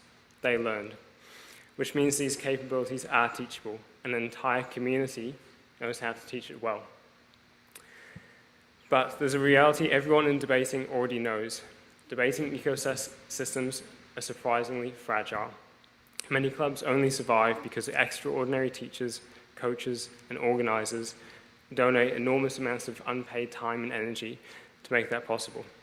And when one of those people leaves, programs can lose years of accumulated knowledge, resources, and feedback almost overnight. That's a part of why we became so excited about what generative AI made possible. Our original argument mapping canvas made debate reasoning more visible and reusable, but suddenly AI allowed us to support the people who make debate possible by giving them time-saving tools. One of the AI features I'm personally most excited about is our transcript to debate tree system, because for the first time, spoken debates like this can be transformed into structured visual maps of reasoning. And this allows teachers to show colleagues and school leaders the intellectual rigor taking place inside debate programs. In fact, our AI has been mapping tonight's grand final into a visual debate tree.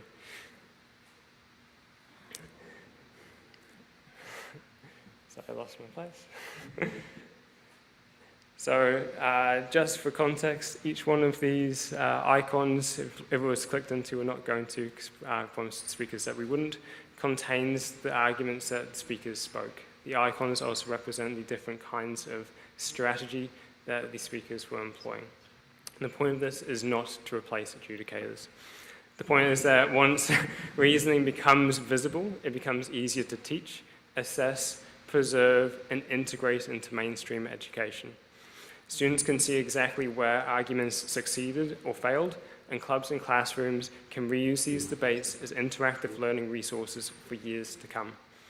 So if your school or club wants to help shape this feature with us, we would genuinely love to work with you. Because ultimately what excites us isn't AI, it's the possibility that more young people might discover the joy and excitement of critical thinking that these debaters showed tonight. Thank you.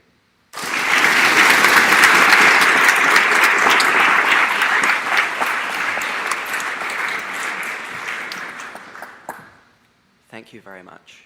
Connor has promised me he's not going to replace me with a robot just yet, but I'm sure it's not long now.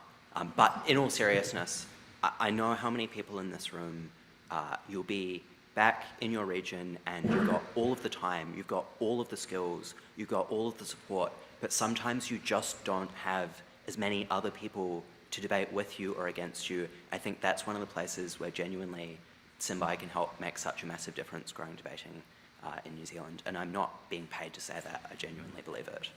So can we thank Connor one more time?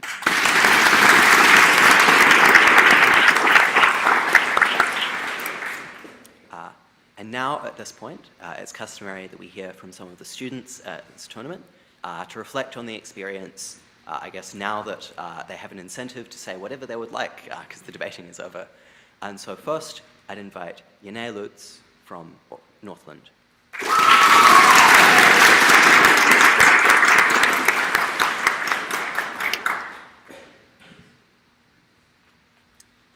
Who would have thought speaking in Parliament's going to be scary? Sorry, I'm just getting my Google Doc out because I had to get it cleared so I don't get cancelled. Okay, cool. Debating has been one of the most important and impactful parts of my life. I know it sounds really cliche to say it, but it has genuinely been so meaningful. I have made some lifelong friends and I have learned some invaluable lessons and just loved every single minute of it. despite all the major aura losses, especially this year, I am just so proud of both myself and my team. I just quickly want to get that out the way. I really love you guys, Northland. Like, thank you for such an amazing year this year. I'm gonna try not to cry.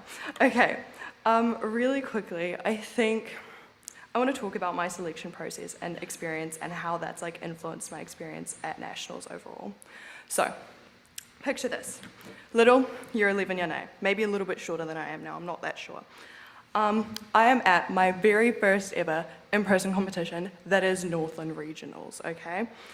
And my team and I think we maybe had a few debates before this, probably not, like, I don't know, pretty early on, we didn't really know what we were doing. Anyway, we have a good day, we have lots of fun, we learn lots of things, and then this random debater person, who I've recognized from a few rooms, comes and pulls me aside and says, "Hey, will you please come to this classroom with me?" I'm like, okay, sure, that's not strange. And I follow him. That person then turned out to be Robert Donahue. I don't know if you guys know him, but really awesome person. And I show up, and there is someone in the uniform. And I think you all know what I mean when I say that. You do have those schools who just dominate your regional debating, and I just melt into a puddle on the floor. I'm like, well, what am I doing here? Please just let me leave. Mind you, I believe this individual was year 13 at the time.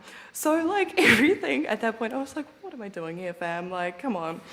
And then I'm informed I'm entering a one-on-one with this individual. When I tell you, I fumbled this debate so terribly. I probably only spoke for like a total of 2 minutes out of my like 6-minute allocated time frame. The rest was, and like, so I think what I'm trying to say is, but you know, it's okay. Like, okay, for context, this is genuinely not me being humble. I was approached by the Shah at Nationals that year saying, "I bet you weren't expecting to be selected after that debate." Like, it was bad. It was really horrible. Anyway, I think I'm telling you this because we've all had that experience. We were just like, what am I doing here? Like, actually, what am I doing here? And these feelings kind of compound when you show up on the stage that is Nationals, right? Like, even just the spars before you get there, and you see these people, and they say things. I have to admit, I've never heard of a thesis in a debate until this year at Nationals, right? I was so confused as to why we're bringing science into this. Genuinely, these are just like some of the coolest people. Anyway, what I'm trying to say here, sorry, is the fact that like Nationals is such an incredible like place for all of us. I am a like little nerd from a little school in little old Northland, yet I have found my people here in Wellington, like such a major city, and these are just some of the most talented students in the country. I've gone from being a nervous year 11 student who could not tell you what the difference is between efficiency-oriented like economic policy or resilience-oriented economic policy, which we only found out by third neg, by the way. We actually delivered their case for them. To, I don't know, someone who actually absolutely loves economics. Like, shout out to my coaches this year, Jivani and Ranadi, you guys really like drilled that into us. Although, unfortunately, that was a loss. Like, AgCorp, please do better next year. Like, I would love more economics motions, please. Anyway, like, the growth I've experienced as a human being and as a debater has been so amazing. And this is thanks to a few people. I'm gonna like try and get through this really, really quickly. Okay, like this is thanks to my team, like I already flagged at the start here. I'm so lucky for like how amazing this group of girls have been this year.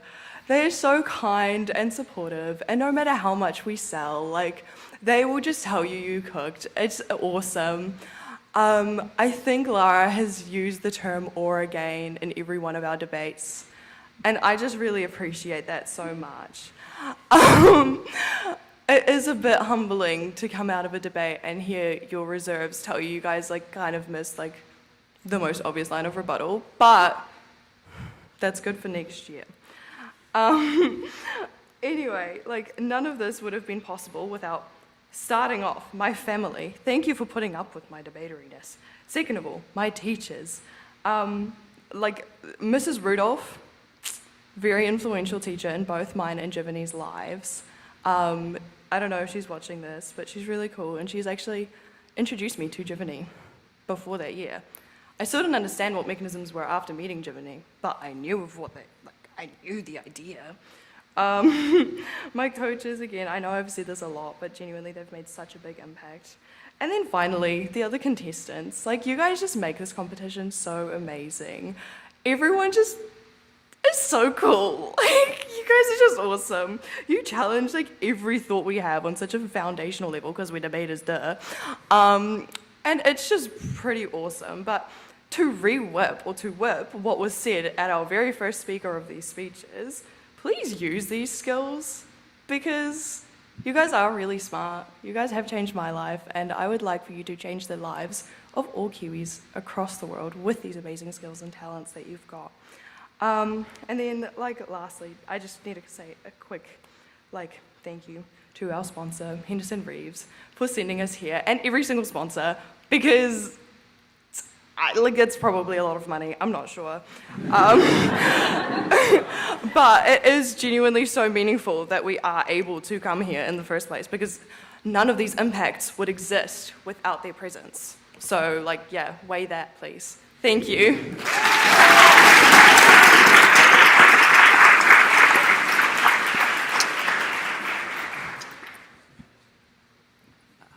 Thank you very much, Janae. And the very last speech before we start our prize giving, we invite Michael Cash from Wellington.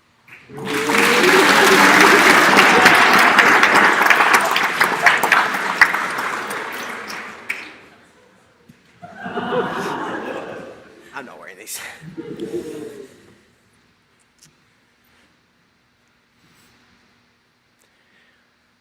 It's a really nice podium. It's a really nice room. I think we have a lot of history with this room, and I think it's clear when we're here the sense of connection to Parliament just nearby and the sense of enthusiasm and politics and being in the workings of government. But I think really where that comes from is from all of you who are here, who have brought your enthusiasm for government and brought your enthusiasm for answering the tough questions to this room. You make it special. Now, I'm going to do the thank yous first because I think, at least for the people being thanked, this is the best part of the speech. So, first of all, I would like to thank President Peter and his beautiful beard and everything he does for this competition. I would like to thank, of course, our sponsors, the Honourable Justice, the Minister, who brought us to this lovely room and who continue to support us, and all of the lifelong members and supporters of debating. I'd love to thank my coaches, Lucy and Sard, who have been there for me throughout the tournament, supporting me and supporting our team. They helped make this experience special, and I'm sure, like everybody's coaches, they are one of the most valuable parts of Nationals. And I got to give a shout out to my team, because they're awesome. I think I talked to some people about what they would like to say to all of you, because it's quite difficult to know what to say to a group of people who already think they know everything.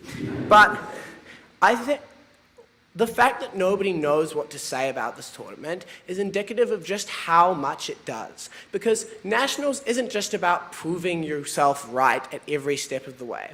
It's about getting stuck in the elevator with your friends because somebody hit all of the buttons. It's about that nervous conversation you have with the other team while you wait with your fingers crossed behind your back for the result. And it's about all of the people you meet and the friends you take away. I think I and many other people at this tournament are surely going to be returning home to their regions with great new friends, great new memories, and a great experience. So I think when I need to tell you something and when I need to inspire you, we've already heard amazing things for you guys to go out and do, how you should live your life, what you should believe in, and how you should stand up for yourself. But I just want to say, keep doing what you're doing, because this community is incredible. You people are incredible. When I come to these events, I feel the passion. I feel the friendliness. I feel the fact that even though you really want to beat that other team, you're going to go and talk to them and be nice to them and tell them that they did well. And I think that's what's special and unique about debating, and that's what makes all of us in this community such a wonderful place to be. So I would like to say thank you.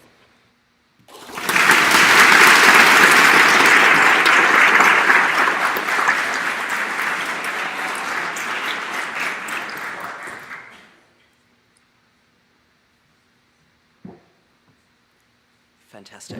Thank you very much for that. And now, as soon as the finals panel checks their phones, they will see that I have invited them to come in and start the prize giving. So I might just go and get them now, but we are good to start the prize giving.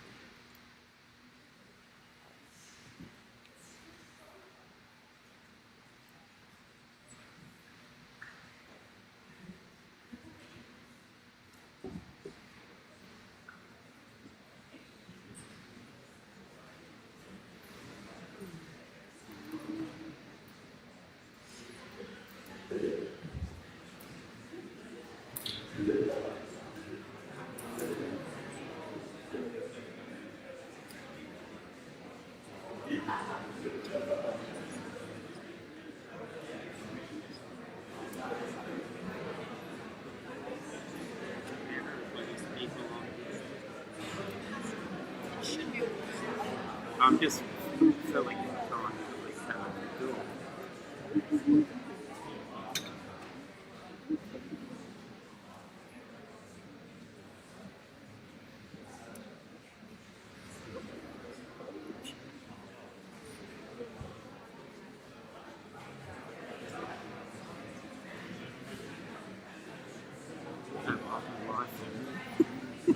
Too late.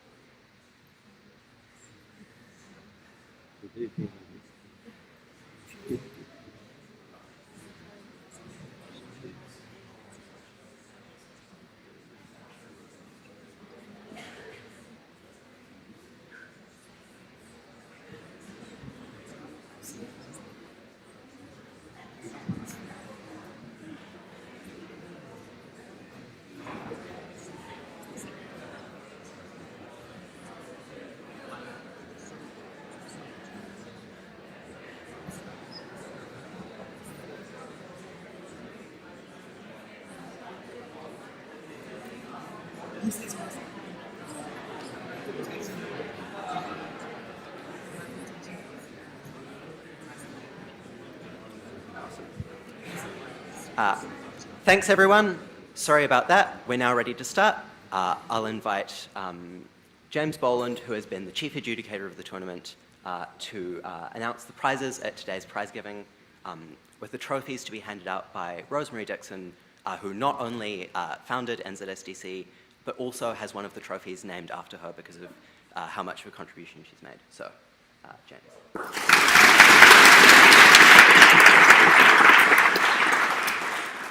Thank you everyone for coming.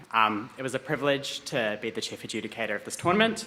Thank you to all the coaches and judges and speakers, and especially to my age corps for giving up their time. But most of all, thank you to the New Zealand Schools Debating Council for an exceptionally organised tournament. So please give them a round of applause.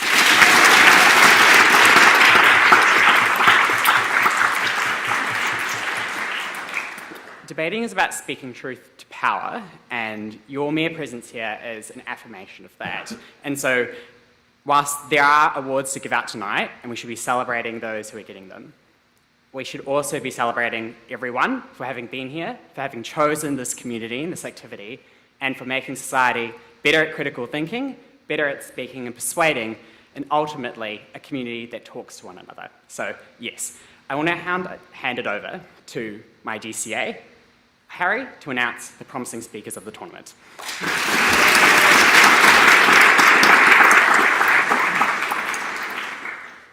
Ultimately, there are a very large number of very promising speakers. However, in the end, there are 2 promising awards and a most promising award. So the first promising award goes to, from the Bay of Plenty, Layla Clark.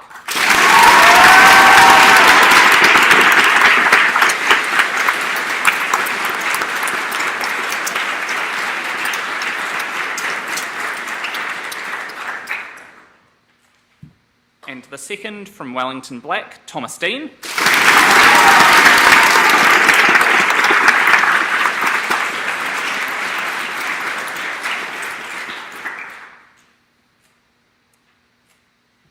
And the award for the most promising speaker at the New Zealand Schools Debating Council National Championships from Auckland Blue is Bella Chen.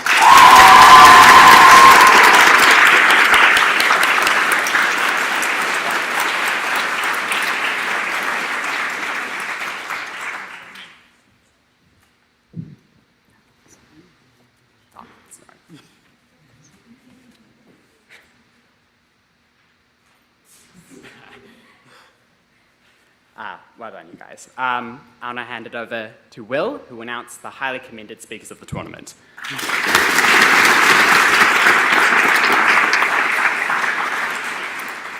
All of the speakers at this tournament have done fantastically well. There are 3 speakers in particular who we would like to call out for highly commended speeches and performances across the tournament. The first person is from Auckland White, Lucy Yin.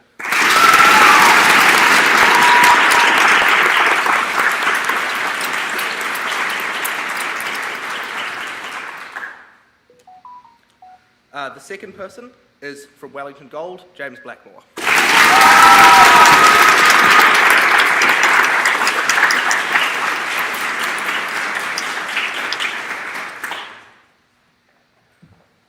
And the final highly commended speaker is from Canterbury, Orla Miller.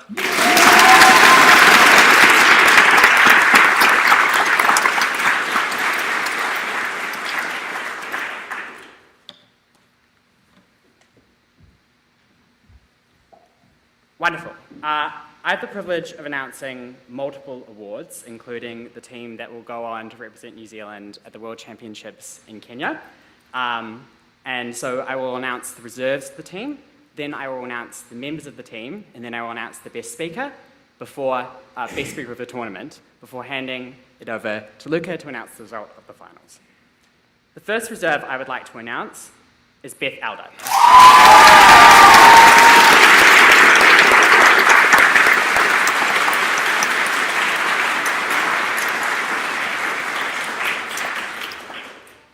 I forgot to give you a certificate. So could you please come back up and get your certificate?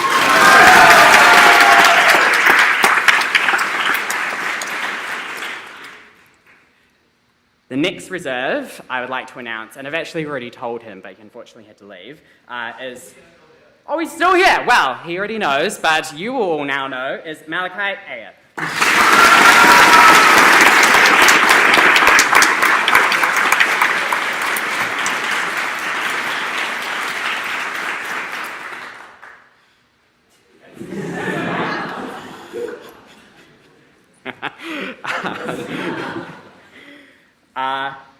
The next 5 people I would like to announce are, wow, if you could all line up here, I'd like to get a photo together, just because I'll be coaching you, the first person I'd like to announce is Oliver Larson.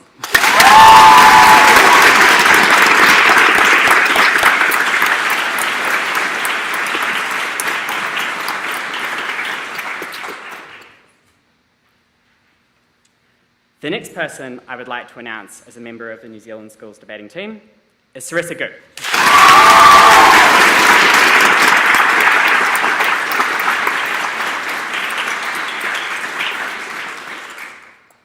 The third person I would like to announce who will represent New Zealand at the World Schools Championship is Michael Cash.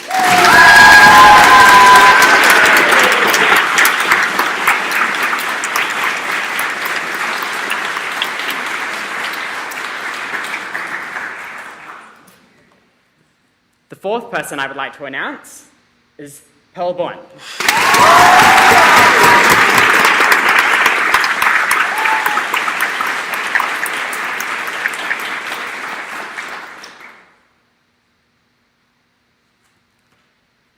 The fifth person I would like to announce is Emily Roy.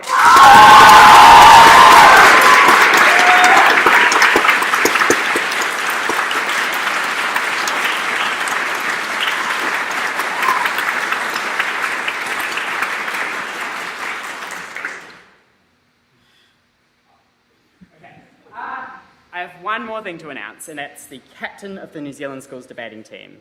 This is someone who's shown exemplary leadership throughout the tournament, and is someone who will help the tournament, help the team do very well at the upcoming World Schools Championship. And the captain of the team is Oliver Larson.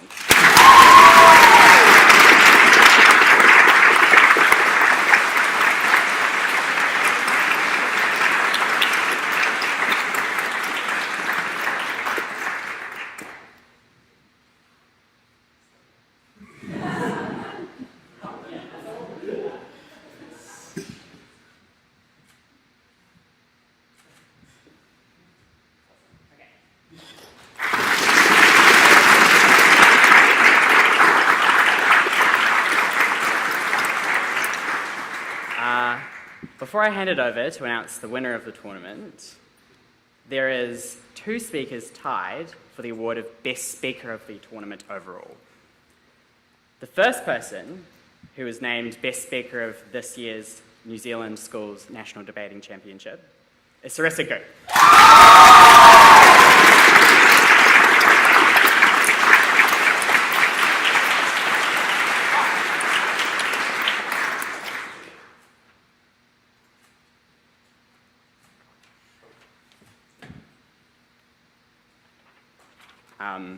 And the next person who's tied, who gets to share the trophy, is Emily Roy.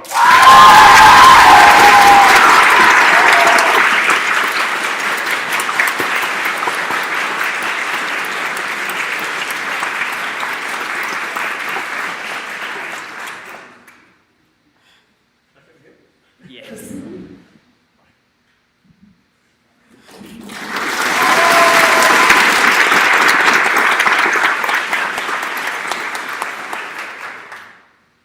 Wonderful.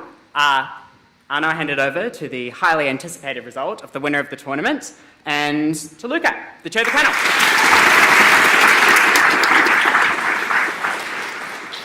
Kia ora everyone. I firstly just want to thank both teams for what was an exceptionally high quality finals, so congratulations.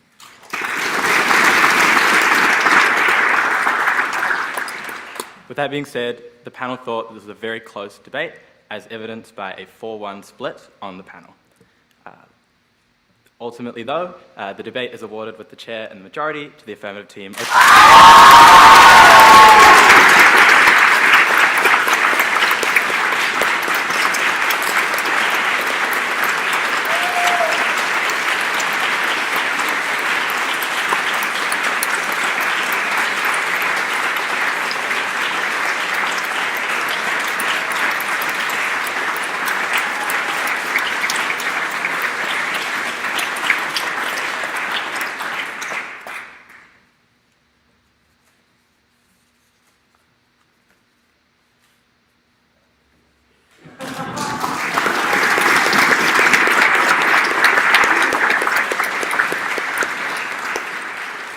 We would also like to give a huge congratulations to our runners-up, Auckland Blue.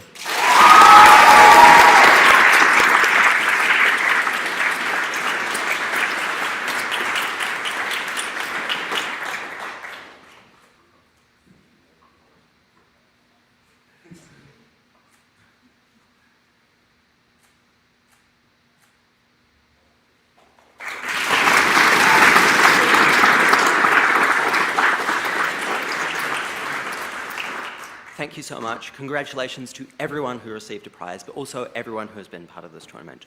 I'm going to make this super, super fast because I know that there are people who have planes to catch. Firstly, if you received an award, and especially if you are on the New Zealand team, come and talk to us. We need your contact details. There's a lot more that we need to say to you.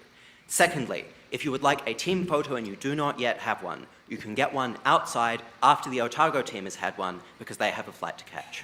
Thirdly, I would like to say the biggest thank you of all time to the conveners of this tournament, Izzy Fraser and Hannah. They have done so much to put all of this together. I have received some amount of credit for it today. It's very undeserved. They have put in so much work. It has been such an exceptionally run tournament. I think we all owe them a huge round of applause.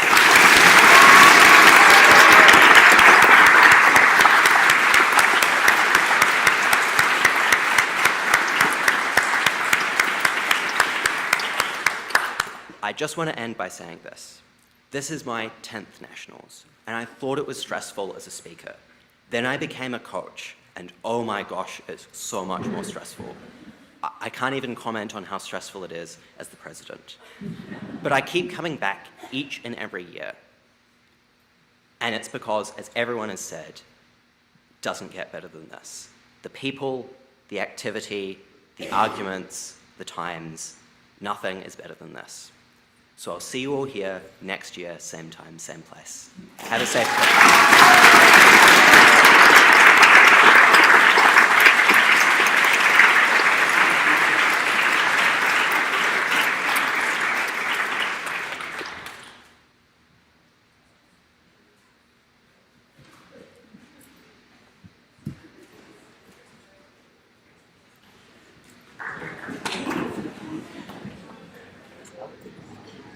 Switch off.